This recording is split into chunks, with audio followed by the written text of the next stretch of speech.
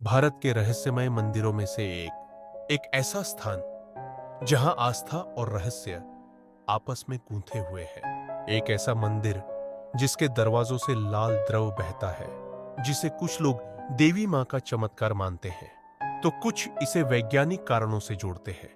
यह मंदिर किसी सामान्य देवी स्थल की तरह नहीं, बल्कि यहाँ किसी मूर्ति की नहीं, बल्कि एक शक्ति प्रतीक की पूजा की जाती है।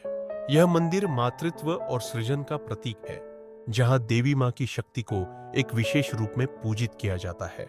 यह स्थान न केवल श्रद्धालुओं के लिए आस्था का केंद्र है, बल्कि तंत्र साधकों के लिए भी एक रहस्यमय स्थली माना जाता है।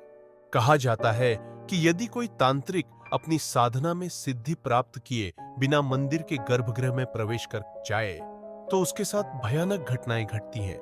यह मंदिर तंत्र मंत्र, वशीकरण और काले जादू की साधना का प्रमुख स्थल माना जाता है, जहां सदियों से अनुष्ठान किए जाते रहे हैं। परंतु क्या यह सच है कि यहां आज भी तांत्रिक क्रियाओं के नाम पर बलि दी जाती है, या यह केवल एक दंत कथा भर है?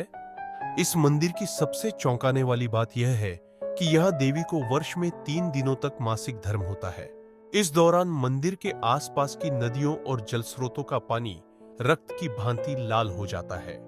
कुछ इसे देवी की महाशक्ति का प्रमाण मानते हैं, तो कुछ इसे प्रकृति से जुड़ी किसी गूढ़ घटना से जोड़ते हैं।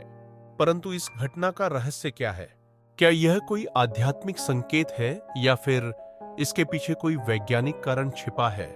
यह मंदिर शक्ति उपासना का एक अनूठा केंद्र है, जहां देवी 10 महाविद्याओं के साथ विराजमान मानी जाती है। इन 10 महाविद्याओं की शक्तियां इतनी गूढ़ हैं कि केवल सिद्ध तांत्रिक ही इन्हें समझने और साधने का साहस कर पाते हैं। कहा जाता है कि इस मंदिर के भीतर एक ऐसा रहस्य छिपा है जिसे समझना किसी साधारण व्यक्ति के लिए संभव नहीं। यही कारण है कि यहां प्रवेश करने से पहले तांत्रिकों को कठोर साधना करनी पड़ती है, अन्यथा उनके साथ अनहोनी होना तय माना जाता है। आसाम के गुवाहाटी में स्थित यह मंदिर केवल शक्ति उपासना का स्थान नहीं, बल्कि अपने इतिहास में भी गहरे रहस्य समेटे हुए है। ऐसा कहा जाता है कि कभी देवी मां ने इस क्षेत्र के राजवंश को श्राप दिया था, जिसके कारण आज भी उनके वंशजों का इस मंदिर में प्रवेश वर्जित है। आखिर ऐसा क्या हुआ था जिससे देवी ने स्वयं यह श्राप दिया? क्या यह मात्र एक कथा है, या इसके पीछे कोई वास्तविक घटना छिपी हुई है?